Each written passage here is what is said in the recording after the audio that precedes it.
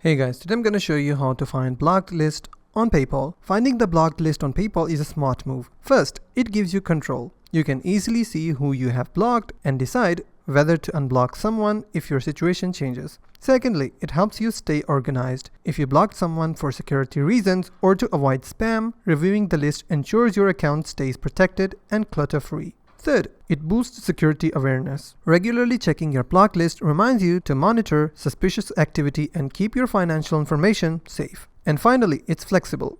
If a past issue is resolved, you can unblock contacts instantly and continue transactions without hassle. So, how do you find the blocked list on PayPal? First of all you have to do is open PayPal application on your phone.